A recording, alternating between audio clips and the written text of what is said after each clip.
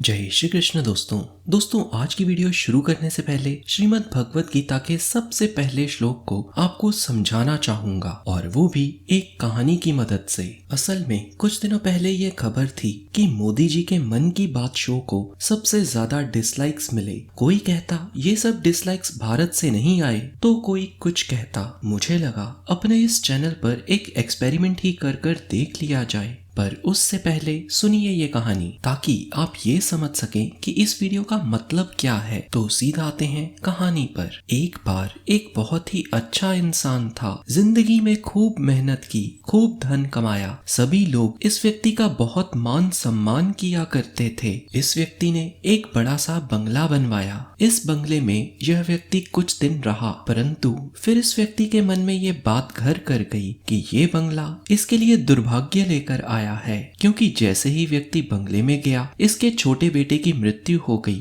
अब करोड़ों की कीमत का शहर का आलीशान बंगला वीरान पड़ा था। बड़ी ही मेहनत से इस बंगले को बनाया गया था। फिर अचानक एक दिन बंगले में आग लग गई और जब ये व्यक्ति अपने बंगले को देखने के लिए पहुंचा तो इसके पांव के नीचे से जमीन खिसक गई। आग में लिपटे बंगले की ओर देखकर इसका रक्तचाप बढ़ गया, परंतु इसके बेटे ने अच्छी खबर दी और कहा, घबराइए नहीं पिताजी, कल ही ये बंगला मैंने एक सेठ को बेच दिया था। अब मानो इसकी जान में जान आई, क्योंकि अब बंगला उसका स्वयं का जो नहीं था। फिर बेटे को सेठ जी का फोन आया। जिसने बंगला खरीदा था वो सेठ बोला वह जला बंगला नहीं लेगा, जो आधे पैसे उन्होंने दिए हैं वो तुरंत लौटा दिए जाएं, क्योंकि आग उनकी स्वयं की लापरवाही से लगी। अब ये व्यक्ति फिर रोने लगा, चिल्लाने लगा, मेरा सब कुछ लुट गया, और बहुत ही तेजी से इसके सीने में दर्द भी होने लगी। यहाँ ध्यान देने वाली बात है, जैसे ही बंगले के साथ मेरा हटा तो इस व्यक्ति की खुशी वापस मिल गई, और जैसे ही फिर मेरा साथ जुड़ गया तो सीने में दर्द उठी। दर्द केवल मेरा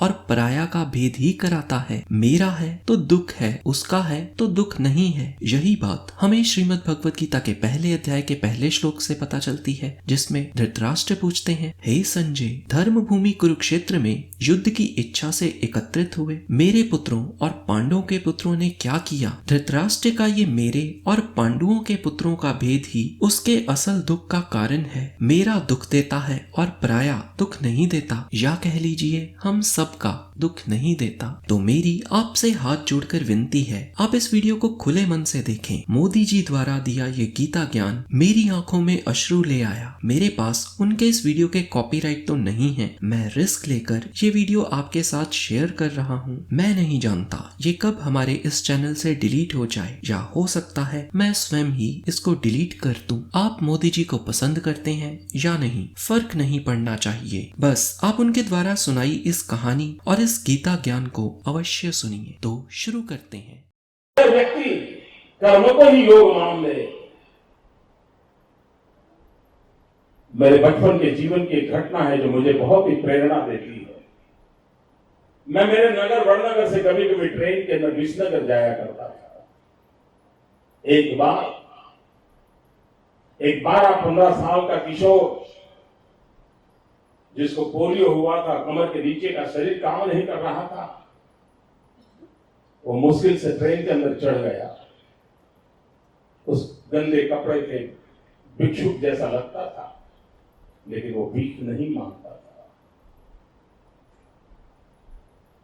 बहुत ही दुरावस्था वाली उसके शरीर की रचना थी, और हर किसी के पास जाकर के वो रिक्वेस्ट करता था, मुझे बूट पॉलिश करने के लिए दीजिए। और उस समय 10-15 पैसे में बूट पॉलिश होती थी। अब लोग कभी दया भाव के कारण, कभी करुणा के भाव के कारण उससे अपना जूतों की पॉलिश करवाते होंगे। लेकिन मैंने देखा, पॉलिश वाले करने वाले बहुत देखे थे, लेकिन इस बच्चे की तरफ मेरा ध्यान गया। मैं देख रहा था क्या कर रहा है। उसने क्या किया, अपने गंदे टूटे फूटे झोले में से उस दिन का टाइम्स ऑफ इंडिया निकाला और उस पर लिखा था, ग्राहक के प्रति उसने लिखा था कि आज का दिन बहुत ही शुभ हो, आपकी यात्रा शुभ हो, आपके सारे काम सिद्ध हो। अंग्रेजी में उसने एक छोटा वाक्य लिखा था। और जैसे उसने जूते दिए पॉलिश करने के लिए, तो इसने उनके हाथ में टाइम्स ऑफ इंडिया पकड़ा दिया। उस समय टाइम्स ऑफ इंडिया 1 रुपये में आता होगा। उस ग्राहक को भी लगा कि 10 पैसे में पॉलिश हो रही है और 1 रुपये का अखबार पढ़ने को मिल जाता है। इस घटना को मैं देख रहा था तो मैंने उस बालक को पूछा, मैंने कहा भाई तुम हो कौन? बोले मैं कर्नाटक का हूं, कोई परिवार में है नहीं, मेरी शरीर की हालत अच्छी नहीं है, लेकिन मैं सम्मान से जीना चाहता हूं, इसलिए मैं यहां पहुंच गया हूं, करते करते काम कर रहा हूं। और बोले मैं लोगों की सबसे अधिक सेवा करना चाहता हूं। बोले हर दिन सुबह 1 टाइम्स ऑफ इंडिया खरीद लेता हूं और दिन भर में 25-30 लोगों की जो पॉलिश करता हूं, 5 मिनट 7 मिनट पॉलिश करता हूं, उतनी देर वो अखबार पढ़ लेते हैं और मुझे आशीर्वाद भी देते हैं, पैसे भी देते हैं। मैंने इस दृश्य को देखा तब मुझे गीता पूरी तरह समझ आ गई। मुझे लगा इसको कहते हैं योग कर्मसु कौशलम।